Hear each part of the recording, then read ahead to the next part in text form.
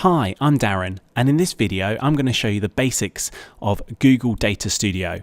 First of all, we're going to look at how you can get some sources into your Data Studio. So first of all, you need to go to datastudio.google.com and you'll come to the home screen. The first thing you'll see on the home screen is the first time you've ever logged in. You'll see Welcome to Data Studio. That's a really good place to start because it will just go through the basis of how to use the program and what information there is. And downside, it will go through all the different steps you can take on the left hand side through the different pages. You'll also find a range of templates that you might be able to use, but most of these are aimed towards businesses and they may not be as helpful for education market. So I'm going to go to a blank report to begin with.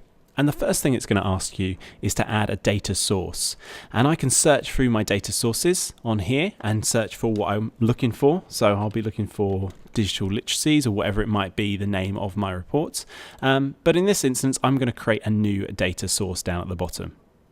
Now this is going to give you a range of options about where you can get that information from. And we're going to select a Google Sheet. So you can search all the sheets that belong to you, and again I can use the little magnifying glass and I can start typing all my names of my spreadsheets. So again, just going to look for digital literacies, and this is the one that I'm going to use, and then it's going to ask me which worksheet I want to use. So I'm going to use this one because I know it's the correct one. You'll notice there's a little arrow next to it that will take you to the actual worksheet, so you can just double check that's the one you want to use. And I'm going to use the first front row as my headers, and I'm also going to include any hidden or filtered cells. Again, you can turn those options off if you know you've got a lot of hidden or filtered cells within those. And I'm going to click connect. Now you have to make sure if you are using a Google Sheet that every column is unique, so it's got a unique name. If it has the same name, it will come up with an error and will tell you that you've got to change that before you can input this in.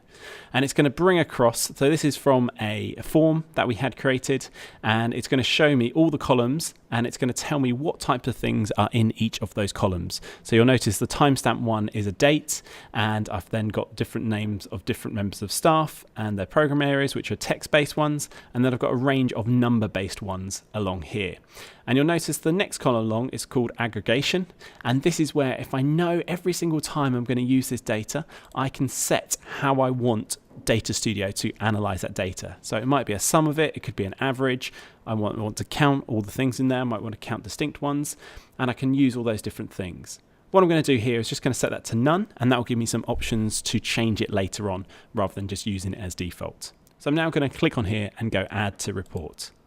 And it's then going to ask you permission. Are you happy for this to be created and be used in this new report?